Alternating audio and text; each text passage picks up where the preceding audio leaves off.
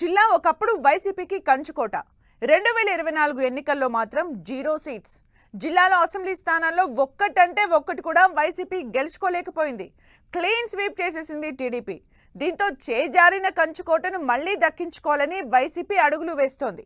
ప్రజా సమస్యలపై గళమెత్తుతూ bounce back అయ్యే ప్లాన్ చేస్తోంది. అయితే జిల్లాలోని వైసీపీ ముఖ్య నేతలు యాక్టివ్గా లేకపోవడం నిరాశ కలిగిస్తోందట. వైసీపీ వచ్చే ఎన్నికల్లో మళ్లీ కంచుకోటను దక్కించుకుంటుందా? గత ఎన్నికల్లో నెల్లూరులో ఖాతా తెరవని వైసీపీ రాబోయే ఎన్నికల్లో సత్తా చాటేందుకు వ్యూహాలు. పోగొట్టుకున్న చోటే వెతుక్కునే ప్రయత్నంలో ఫ్యాన్ పార్టీ. ఇప్పుడిప్పుడే యాక్టివ్ అవుతున్న వైసీపీ నేతలు. ఉమ్మడి నెల్లూరు జిల్లా ఒకప్పుడు కాంగ్రెస్ పార్టీకి కంచుకోటగా ఉండేది.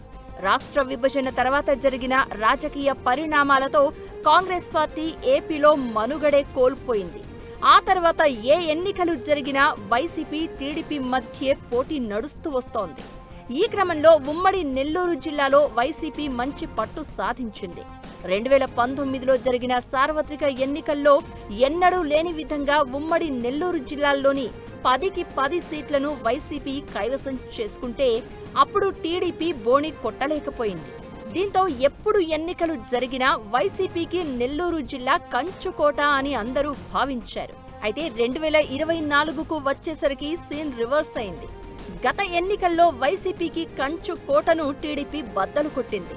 10కి 10 స్థానాలలో విజయం సాధించింది. వైసీపీని జిల్లాలో 0కు పరిమితం చేసింది టీడీపీ. అయితే నెల్లూరు జిల్లాలో వైసీపీకి పూర్వ వైభవం తెచ్చేందుకు ఇప్పుడిప్పుడే ప్రయత్నాలు ఊపందుకుంటున్నాయట. అయితే కేవలం జిల్లాలో 3 నేతలు మాత్రమే ఈ బాధ్యతను భుజాన వేసుకున్నట్లుగా చర్చ జరుగుతోంది. మాజీ మంత్రులు కాకాణి గోవర్ధన్ రెడ్డి, అనిల్ కుమార్ యాదవ్, ఎమ్మెల్సీ పర్వతరెడ్డి చంద్రశేఖర్ రెడ్డిలు. ఈ 3 తప్ప మిగతా నాయకులెవ్వరూ కూడా యాక్టివ్ పాలిటిక్స్ చేయటం లేదట. ఈ 3లో కూడా ఎక్కువగా కాకాణి గోవర్ధన్ రెడ్డి, పర్వతరెడ్డి చంద్రశేఖర్ రెడ్డిలు ప్రజా సమస్యలపై ఎప్పటికప్పుడు స్పందిస్తూ ప్రెస్ మీట్లు పెట్టి అధికార పార్టీ నేతలకు గట్టి కౌంటర్లిచ్చే ప్లాన్ చేస్తున్నారట. మాజీ మంత్రి కాకాణి గోవర్ధన్ రెడ్డి అయితే జైలు నుంచి విడుదలైన తర్వాత ఎక్కడా తగ్గడం లేదు అంటున్నారు. అధికార పార్టీపై విమర్శల స్పీడును మరింత పెంచారు.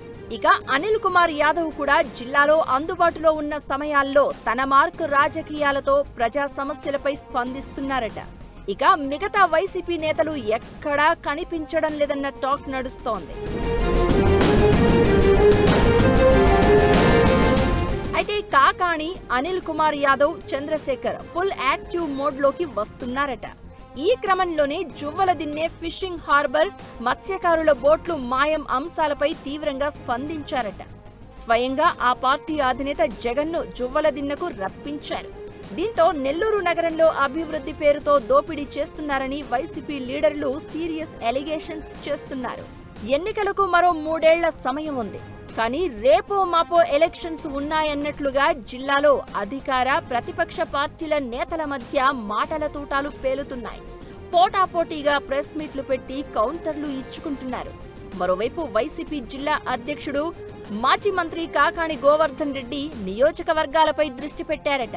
విస్తృత స్థాయి సమావేశాలు నిర్వహించి పార్టీ బలోపేతానికి కృషి చేస్తున్నారట. ఈ 3 నేతలు నెల్లూరులో వైసీపీకి గత వైభవాన్ని తీసుకొస్తారో లేదో చూడాలి మరి.